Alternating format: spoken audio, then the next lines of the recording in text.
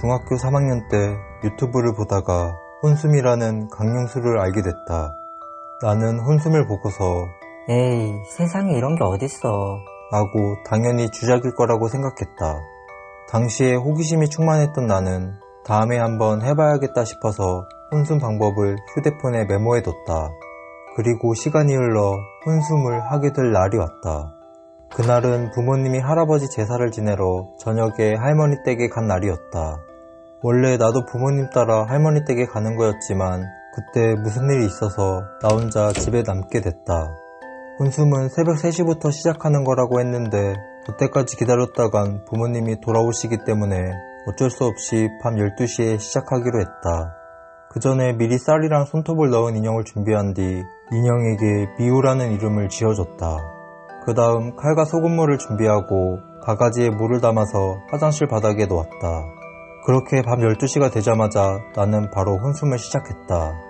먼저 방 불을 다 끄고서 TV를 지지직거리는 화면으로 틀어놨다. 그 다음 술래는 나야. 라는 말을 하고 화장실로 가서 준비해둔 인형을 물이 들어있는 바가지에 넣었다. 그리고 거실에서 눈을 감고 10초를 센 다음 칼과 소금물을 들고 화장실로 갔다. 화장실에 도착해 인형을 바라보면서 미우 찾았다. 라고 외치면서 칼로 인형을 찔렀다. 이번에는 미우가 술래야.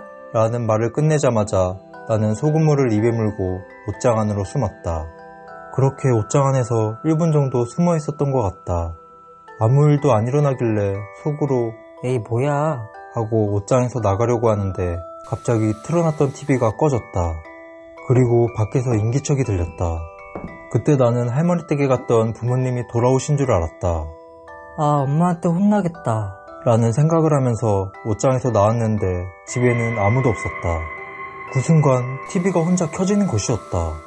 나는 너무 놀라서 혼숨이고 뭐고 집 밖으로 뛰쳐나왔다. 소금물이 귀신에게서 나를 보호해주는 거라서 소금물은 계속 입에 머금고 있었다. 밖에 나와서 소금물을 뱉고 엄마에게 전화를 했다. 나는 사실대로 엄마에게 다 말하고 집에 혼자 들어가기 무섭다고 하니까 결국 부모님이 좀 더 일찍 집으로 오셨는데 할머니까지 같이 오셨다. 할머니는 엄마에게 내 이야기를 들으셨는지 왜 그런 걸 했냐며 나를 꾸짖으셨다. 그리고 다 같이 집으로 들어갔다. TV는 여전히 지지직거리는 화면으로 켜져 있었는데 화장실에 있던 인형이 이상했다.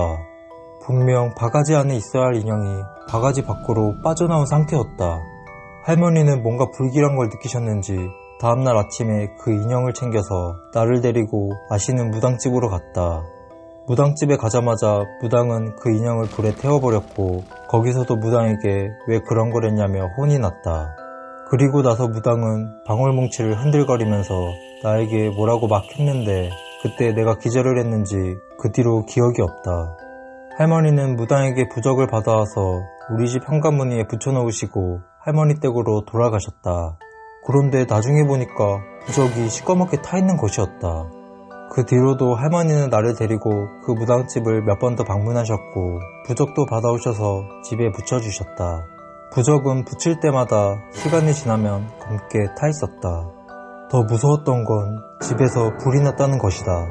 천만다행인 게 아빠가 빨리 발견하고 불을 끄셔서 크게 피해를 보진 않았다. 하지만 우리 가족은 결국 이사를 하게 됐다. 이런 일들을 겪고 나니 나는 혼숨 같은 강령술은 다시는 하지 않기로 다짐했다. 그때 알게 모르게 몸도 많이 아팠고 정신적으로도 너무 힘들었다. 이 이야기를 듣게 되실 분들도 함부로 이런 강령술은 하지 않았으면 좋겠다. 지금은 오래된 일이라 장소가 정확히 기억나진 않는데 초등학교 4학년 때쯤에 학년 전체가 바닷가 쪽으로 소풍을 간 적이 있다. 친구들과 함께 그 근처 관광지도 구경하고 바닷가를 바라보며 도시락을 먹으면서 즐거운 시간을 보냈다.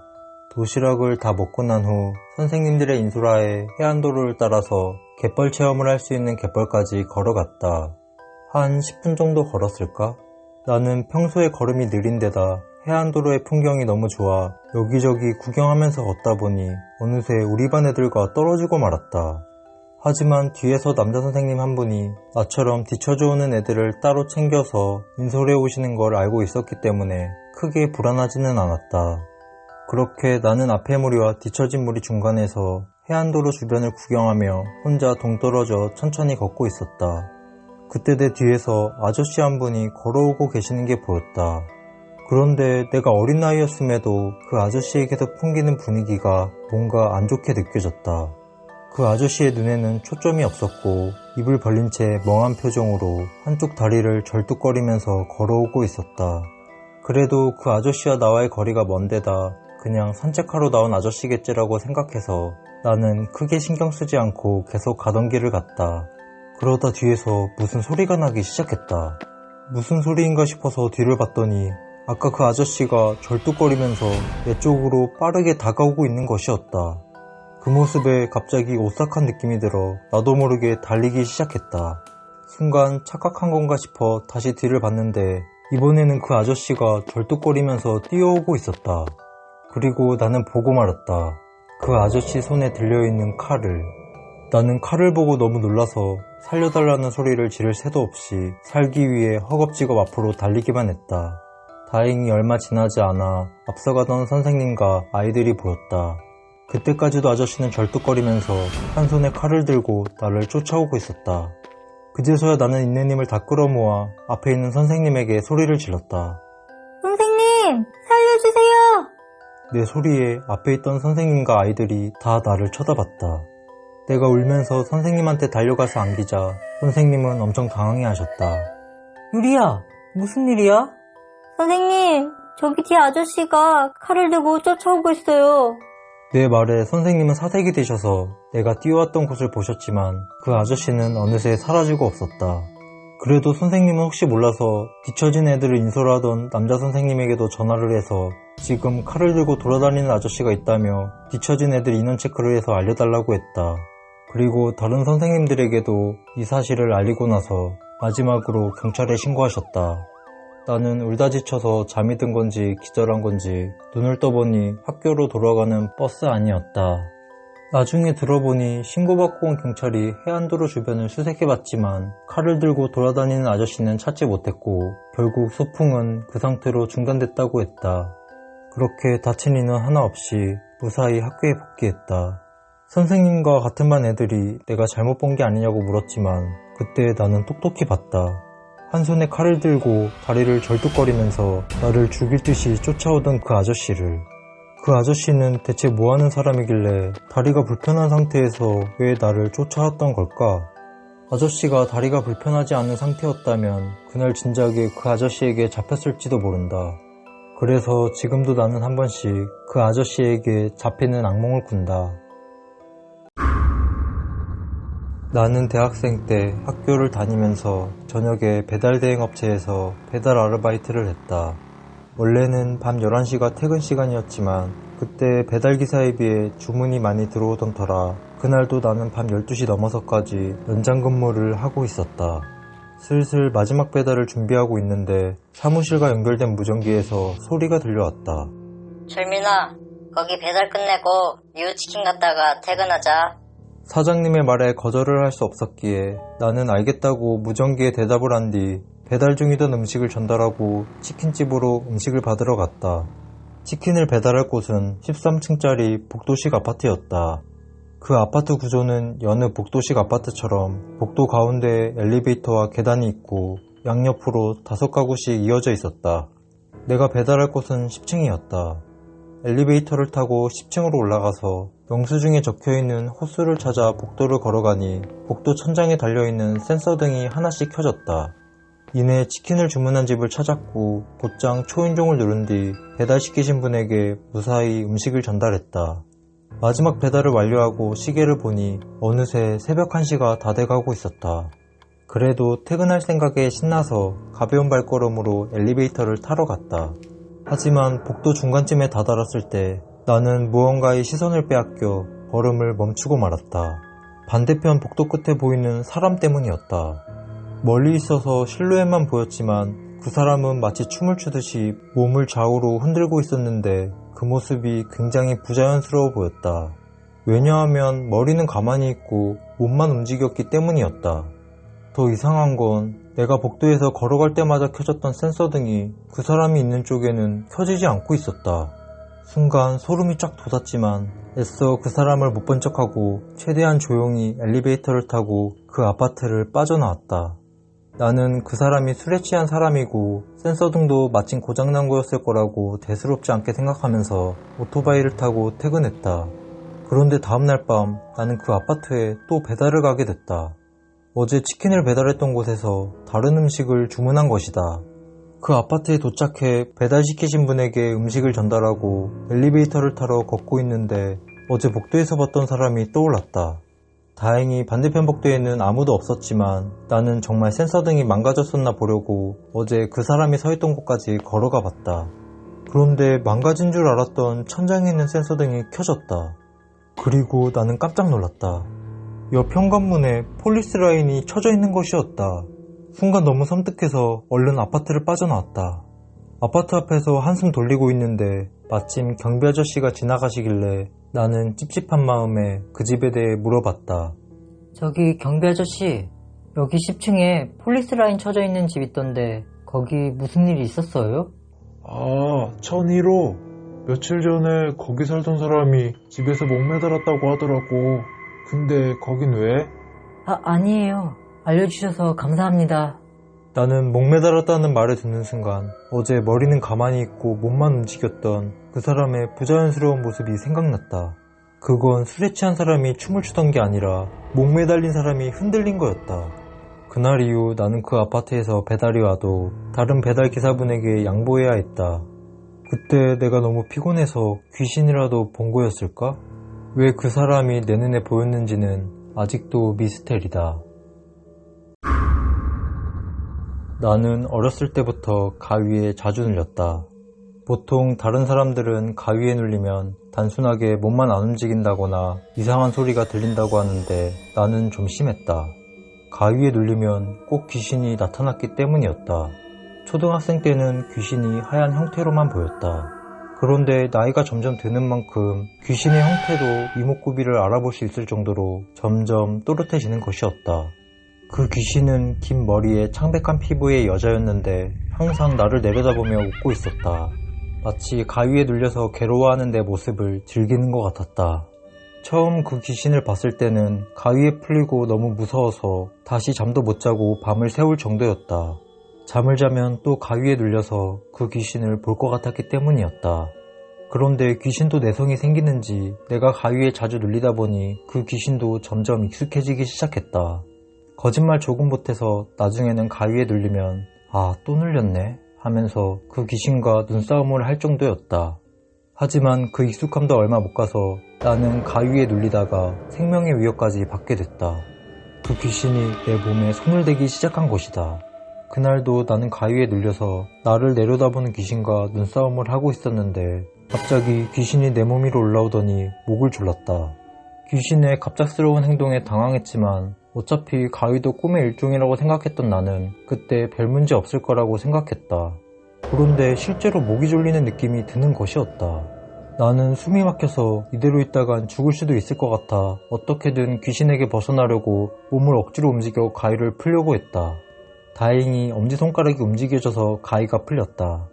나는 비명을 지르면서 벌떡 일어났고 내 비명소리에 안방에서 주무시던 엄마가 놀라서 내 방으로 달려오셨다. 엄마가 무슨 일이냐고 물어보길래 방금 가위에 눌렸는데 귀신이 내 목을 졸랐다고 말했다. 엄마는 혹시나 싶어서 방 불을 켜고 내 목 상태를 확인하셨다. 그런데 내 목이 뭔가에 눌렸던 것처럼 피부가 빨갛게 올라와 있었다. 그 일이 있고 나서 엄마는 걱정된다며 내 옆에서 주무셨다. 그래도 잘 때 엄마가 옆에 있어서 그런지 며칠 동안은 가위에 눌리지 않고 푹 잘 수 있었다. 하지만 귀신은 다시 나를 찾아왔다. 나는 가위에 눌리고 있었고 귀신은 나를 내려다보고 있다가 내 몸 위로 올라와서 목을 졸랐다. 숨이 막혀 죽을 것 같은 괴로움에 어떻게든 가위를 풀어보려고 하고 있는데 갑자기 엄마의 목소리가 들리면서 가위에서 풀려났다. 그런데 엄마가 놀란 표정으로 내 양팔을 잡고 계시는 것이었다. 그리고 엄마는 나에게 이 말을 하셨다. 미진아, 너 왜 목을 조르고 있어? 엄마의 말에 의하면 내가 스스로 목을 조르고 있었다고 했다. 심각한 상황이라고 생각하신 엄마는 결국 무당을 찾아가서 내 이야기를 하셨다. 그리고 그 무당이 말하기를 조상님 중에 영역이 강했던 분이 계셨을 거라며 내가 그 조상님 영향을 받아서 그런 것 같다고 했다. 무당은 엄마에게 부적을 하나 써줬고 그 부적을 태워서 남은 죄를 물에 탄 뒤 나에게 먹이라고 했다. 나는 정말 가위에 눌리는 게 무섭고 이대로 있다간 죽을 수도 있을 것 같아서 엄마가 준 그 물을 억지로 다 마셨다. 그리고 그날 이후부터 가위 눌림이 거짓말처럼 사라졌고 지금은 나 혼자서도 잘 자고 있다. 이제는 해프닝이 된 일이지만 아직도 그때를 생각하면 귀신의 웃는 모습이 떠오르면서 목이 얼얼해진다. 나는 고등학교를 졸업하고 늦바람이 불어 한때 가수가 되고 싶었던 적이 있었다. 늦은 나이에 가수를 준비했던 만큼 노래 연습을 열심히 해야 했지만 마땅한 연습실이 없어서 고민이 많았다. 결국 부모님께 말씀드리고 어느 정도 지원을 받아서 연습실을 구하기로 했다. 나는 최대한 저렴한 금액에 방에서 큰 소리를 내도 민원이 들어오지 않는 곳을 찾기 위해 부동산을 돌아다녔다. 그러다 마침 한 부동산에서 내가 찾던 조건의 방이 하나 있다고 연락이 왔다. 그곳은 상가 건물 지하에 있는 원룸 형식의 지하실이었다. 1층은 호프집, 2층은 PC방이어서 소음에 대한 민원은 걱정 없었다. 원래는 창고로 사용되던 곳이었지만 금액이 워낙 저렴하게 나왔기에 나는 바로 계약을 하기로 했다. 그래서 건물주인을 만났는데 건물주인이 밤에 아기 소리가 들릴 수도 있다며 오히려 나에게 괜찮냐고 물어보는 것이었다. 하지만 어차피 내 노랫소리가 더 클 예정이었기 때문에 아기 소리는 크게 상관없다고 했다. 그렇게 나는 계약을 하게 됐고 그 연습실에서 낮에는 노래 연습을, 밤에는 학원과 아르바이트를 다니며 한동안 오디션 준비에 열중했다. 그러다 오디션 날짜가 얼마 남지 않았을 때 나는 아르바이트를 잠시 쉬기로 하고 연습실에서 생활하며 새벽까지 노래 연습을 하게 됐다. 그리고 그날도 나는 밤 늦게까지 노래 연습을 하고 있었다. 집중해서 노래를 부르고 있는데 갑자기 온몸에 한기가 돌면서 싸한 느낌이 들기 시작했다. 그래도 부르던 노래를 그만 부를 수 없었기에 나는 계속 노래를 불렀다. 그런데 이번에는 노래에서 이상한 소리가 들렸다. 순간 잘못 들었나 싶어서 잠시 노래 부르는 것을 멈추고 노래가 흘러나오는 헤드폰에 귀를 기울였다. 내가 들었던 이상한 소리는 아기 울음 소리였다. 노랫소리에 섞여 희미하게 들렸지만 그건 분명히 아기 울음 소리였다. 그 노래는 예전부터 연습하던 노래였는데 그날만 특이하게 노래에서 아기 울음 소리가 섞여 들렸다. 그때 나는 며칠 동안 오디션 준비 때문에 잠도 제대로 못 자고 피곤한 상태라 환청이 들리는 거라고 생각했다. 그래서 그날은 노래 연습을 그만두고 연습실이 아닌 집에 가서 자기로 했다. 그런데 다음날 밤에도 노래 연습 중에 온몸에 한기가 돌면서 노랫소리에 아기 울음소리가 섞여 들렸다. 깜짝 놀라서 헤드폰을 뺐는데 내 옆에 의사가운을 입고 있는 남자가 나를 무섭게 쳐다보고 있는 것이었다. 나 혼자 있어야 할 연습실에 갑자기 사람이 나타나자 나는 비명을 지르며 연습실을 뛰쳐나왔다. 밖에서 마음을 진정시키면서 그 남자가 나오기를 기다렸지만 아무리 생각해도 내 연습실에 의사가운을 입고 있는 남자가 있는 게 말이 안 됐다. 그래서 다시 연습실에 내려가 봤더니 아까 그 남자는 사라지고 없었다. 내가 나간 뒤로 연습실에서 나온 사람은 없었는데 말이다. 그 순간 계약할 때 건물주인이 말했던 아기 소리가 생각나면서 이 지하실에 뭔가 사연이 있는 것처럼 느껴졌다. 나는 다음날 건물주인에게 전화를 걸어 내가 겪었던 일을 말했다. 그러자 건물주인이 의사까지 봤냐며 내 말에 놀라는 것이었다. 그리고 건물주인은 자신도 속상하다며 나에게 그 건물에 얽힌 사연을 알려줬다. 그 건물이 지어지기 전에 옛날에 작은 병원이 있었다고 한다. 그런데 그 병원은 정상적인 병원이 아니었다. 병원 지하에서 불법 낙태 수술을 하던 병원이었다. 결국 그 병원은 사라졌고 한동안 빈 땅이었다가 지금의 건물주인이 땅을 사서 상가 건물을 지었던 것이다. 건물 주인도 처음에는 그 땅에 그런 사연이 있을 줄 몰랐다고 했다. 그래서 처음에는 지하실에도 세를 내줬는데 지하실을 쓰던 사람들이 밤마다 아기 소리가 들린다며 계약 기간을 다 채우지 못하고 나가자 건물주인은 그때 이 사연을 알게 됐다고 한다. 그래서 지하실을 한동안 창고로 쓰다가 시간이 오래돼서 괜찮을 거라고 생각한 건물주인이 저렴한 가격에 세를 내놨던 거였다. 그제서야 나는 그때 봤던 의사가운을 입고 있는 남자와 헤드폰에서 들리던 아기 울음소리가 이해가 갔다. 결국 나도 건물주인과 합의하에 조금 손해를 보더라도 그 지하실을 나가기로 했다. 헤드폰에서 들리던 아기 울음소리가 세상 빛도 보지 못한 채 죽어야만 했던 아기의 울음소리라고 생각하니 더 이상 그 연습실에 있을 수 없었기 때문이었다. 이 이야기는 내가 대학교 2학년 때 겪은 일이다.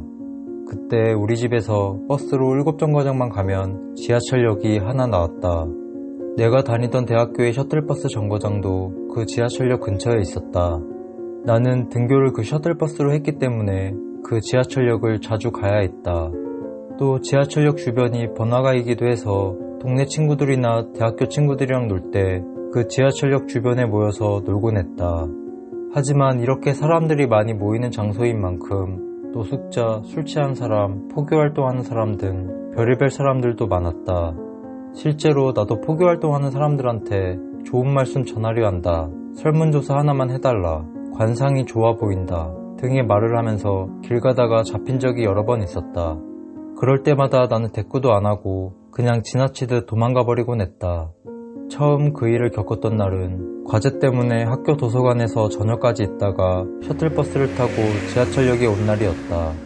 지하철역에서 집으로 가는 버스를 타려고 버스 정류장으로 가고 있는데 한 아주머니가 나에게 길을 물으셨다. 저기 학생, 여기 미우공원이 어디예요? 나는 어렸을 때부터 이 동네에 살았지만 아주머니가 말한 미우공원은 처음 들어봤다. 미우공원이요? 잘 모르겠는데요? 그랬더니 이번에는 아주머니가 다른 곳을 물었다. 그럼 미우백화점은 어디예요? 아주머니가 말한 백화점은 지하철역 근처에 있었기 때문에 나는 아주머니에게 열심히 가는 길을 알려드렸다. 그런데 그 아주머니는 내가 설명해주는 걸 대충 흘려듣더니 학생, 내가 잘 이해가 안 되는데 혹시 같이 가줄 수 있어요? 라고 말하는 것이었다. 하지만 요즘 세상이 어떤 세상인데 나는 모르는 사람 따라가는 건 아니다 싶어 아주머니의 부탁을 거절했다. 죄송합니다. 제가 좀 바빠서요. 그래도 아주머니는 계속 나에게 같이 가달라고 하셨고 나는 느낌이 이상해서 계속 거절했더니 아주머니는 결국 포기하고 가셨다. 나도 집으로 가기 위해 버스 정류장으로 갔는데 순간 방금 그 아주머니가 생각나면서 소름이 돋았다. 생각해보니 아주머니가 나랑 헤어질 때 내가 알려준 백화점 방향이 아니라 반대 방향으로 갔기 때문이었다. 이상한 아줌마네? 아줌마랑 같이 안 가길 잘했다 라는 생각을 하면서 나는 버스를 타고 집으로 갔다. 그리고 시간이 지나 그 일이 잊혀갈 때쯤 한 번 더 소름 돋는 일을 겪게 됐다. 그날도 나는 저녁 늦게까지 학교에 있다가 셔틀버스를 타고 지하철역으로 왔다. 지하철역에서 집으로 가는 버스를 타려고 버스 정류장으로 가고 있는데 어떤 할머니가 나에게 길을 물으셨다. 학생, 여기 미우공원이 어딨어? 그때까지 나는 지난번에 있었던 일을 까맣게 잊고 있었던 상태라 할머니가 진짜 길을 물으시는 줄 알고 미우공원이요? 잘 모르겠는데요? 라고 대답했다. 그런데 할머니가 내가 모른다고 하니까 이 말을 하는 것이었다. 그럼 미우백화점은 어딘지 알아? 그 말을 듣는 순간 지난번 아주머니가 생각나면서 온몸에 소름이 돋았다. 길거리 사람들에게 길을 물어보는 척 유인한 다음 납치하는 범죄 수법이 생각났기 때문이었다. 나는 할머니에게 모른다고 대답하고 그 자리를 얼른 피했다. 우연이라고 넘기기에는 그때처럼 공원을 모른다고 하니까 백화점을 물어보는 패턴이 너무나도 이상하고 수상했다. 할머니에게 내가 백화점 가는 길을 알려줬어도 분명 나랑 같이 가자고 했을 것이다. 그때 아주머니나 할머니를 따라 같이 갔으면 어떻게 됐을지는 별로 상상하고 싶지 않다. 나는 군대에서 앰뷸런스 운전병으로 군복무를 했다. 그 사건이 있던 날은 내가 일병을 단 지 얼마 안 됐을 때였고 부대에는 야간 사격 훈련이 있던 날이었다. 밤에 총기가 사용되는 훈련이다 보니 혹시 모를 환자나 사고가 발생할 수 있었기 때문에 나는 군의관님과 사격장에 의무지원을 가게 됐다. 밤에 차를 끌고 사격장은 처음 가보는 거라 사격장 가기 전에 운전병 선임에게 조심해야 될 게 있는지 물어봤다. 그때 선임이 이것저것 주의사항을 말해줬는데 하나가 좀 특별했다. 만약에 할머니 한 분 만나게 되면 잘해드려. 자식들 먼저 보내시고 집 주변을 또 돌아다니시니까. 나는 그 말에 사격장 주변에 할머니가 왜 계시지? 라는 의문을 가졌지만 노인 공경은 당연한 거니까 일단 알겠다고 했다. 그렇게 나는 아무 문제 없이 군의관님과 사격장에 도착했다. 그때가 3월이었는데 사격장 주변이 산이기도 했고 낮에 비까지 왔던 상태라 거의 영하에 가까운 온도였다. 그래서인지 그날은 뭔가 환자가 많았다. 덕분에 야간 사격 훈련이 끝나고 부대에 복귀할 시간이 되자 군의관님은 너무 피곤한 나머지 앰뷸런스 차량 뒤에 있는 환자용 들것에 누워 주무셨다. 나도 매우 피곤한 상태였지만 부러움은 속으로 삼키고 운전석에 앉아 부대로 출발했다. 사격장에서 부대까지는 큰 길이 나오기 전까지 군용 트럭 한 대가 간신히 지나갈 만한 비포장길로 돼 있었다. 또 주변에 가로등도 없어서 자동차 헤드라이트 불빛에 의지한 채 운전을 해야 했다. 그런데 여기서 문제가 발생했다. 운전하기 까다로운 길인 만큼 집중을 해서 운전을 해야 했음에도 나도 모르게 눈이 슬슬 감기기 시작했다. 졸음운전을 한 것이다. 그렇게 졸면서 어찌어찌 운전을 하고 있다가 큰 길로 나가기 위해 우회전을 하는 순간 할머니 한 분을 칠 뻔했다. 다행히 간발의 차로 차를 멈추긴 했지만 나는 얼른 밖으로 나와 할머니의 상태를 확인했다. 할머니, 죄송합니다. 혹시 다치신 데 없으십니까? 그런데 할머니는 아무 말도 하지 않으시고 그냥 무심하게 나를 쳐다보시더니 큰 길 쪽이 아닌 산 쪽으로 걸어가셨다. 왜 이 밤에 산으로 들어가시지? 라는 생각을 잠깐 했다가 산속에 집이 있으시겠거니 하고 나는 다시 차에 타려고 했다. 하지만 방금까지 졸음운전을 하다가 사람을 칠 뻔해서인지 마음이 쉽사리 진정되지 않았다. 그때 군의관님이 잠에서 깼는지 밖으로 나오셨다. 김일병, 부대 복귀 안 하고 뭐해? 군의관님 깨셨습니까? 졸음운전할 것 같아서 큰 길 나오기 전에 잠깐 바람 좀 쐬고 있었습니다. 군의관님한테는 졸다가 할머니를 칠 뻔했다는 사실을 숨겼다. 군의관님은 다시 차 뒤에 타셨고 나도 정신을 차리고서 부대로 출발했다. 그렇게 부대에 복귀를 했는데 그제서야 운전병사님이 말한 할머니 얘기가 떠올랐다. 시간이 너무 늦어 그 선임은 자고 있었기 때문에 내일 되면 물어보기로 하고 나도 잠을 잤다. 그리고 다음날 선임에게 지난밤에 있었던 일을 말했더니 선임이 놀라운 말을 했다. 야, 할머니가 너 구한 거야. 그 할머니가 사라졌다는 산 있지? 거기에 그 할머니 산소 있어. 알고 보니 그 할머니는 몇 년 전에 돌아가신 할머니셨다. 할머니 가족분들이 안 계셔서 할머니가 돌아가셨을 때 장례와 제사를 우리 부대에서 담당했다고 한다. 그래서인지 밤에 사격장 근처에서 나처럼 그 할머니의 혼령을 본 사람들이 생기다 보니 할머니 이야기는 부대에 괴담처럼 내려오고 있었다. 선임의 말을 듣고 다시 생각해보니 할머니가 우리 부대에 고마움을 느껴서 나를 도와주셨던 것 같다. 그때 내가 졸던 상태로 계속 운전을 했다면 진짜 큰 사고가 났을지 모른다. 나는 지금도 운전 중에 졸음이 몰려오면 그 할머니 얼굴이 생각나면서 잠이 확 달아나곤 한다. 내가 대학생이었을 때의 일이다. 나는 서울에 있는 땡땡 대학교를 다녔지만 집은 지방에 있었다. 그래서 학교 기숙사에서 생활을 하다가 방학이 되면 지방에 있는 집에서 지냈다. 그날도 대학교가 방학을 하자 나는 기숙사에서 짐을 챙겨서 아빠 차를 타고 집으로 갔다. 집에 도착하니 거의 밤 11시가 다 돼가고 있었다. 나는 씻고 나와서 짐 정리도 하지 않은 채 침대에 누워 쓰러지듯 바로 잠이 들었다.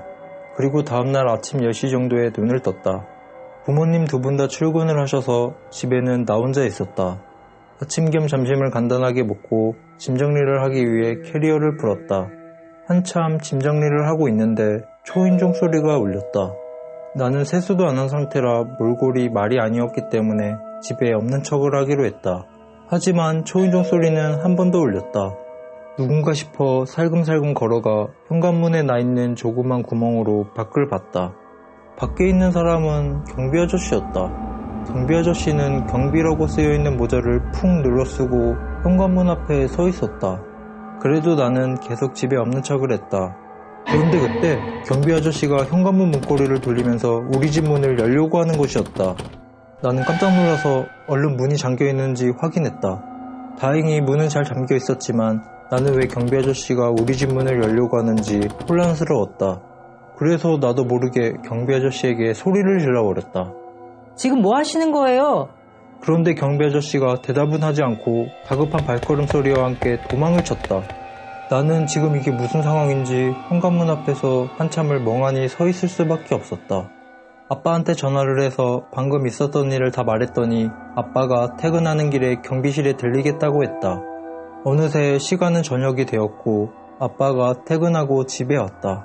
아빠는 경비실에 들렀다면서 나에게 이야기를 해주셨는데 나는 그 이야기를 듣고서 낮에 문을 열지 않았던 게 천만다행이라고 생각했다. 경비실에서 말하길 낮에 우리 집에 찾아온 경비원은 없었을 뿐더러 애초에 경비라고 적혀있는 모자를 쓴 근무자는 우리 아파트에 없다는 것이다. 그럼 낮에 우리 집 문을 열려던 사람은 누구란 말인가? 그리고 며칠 뒤에 나는 그 사람의 정체를 알 수 있었다. 오랜만에 동네 친구를 만나기 위해 외출을 하려고 엘리베이터를 탔는데 엘리베이터 벽에 붙어있는 안내문이 눈에 들어왔다. 최근 경비원의 사칭에서 낮에 빈집을 노리는 사례가 몇 차례 발생되었습니다. 이와 관련해 현재 경찰에서 수사 중이오니 주민분들께서는 외출 시 문단속을 잘해주시기 바랍니다.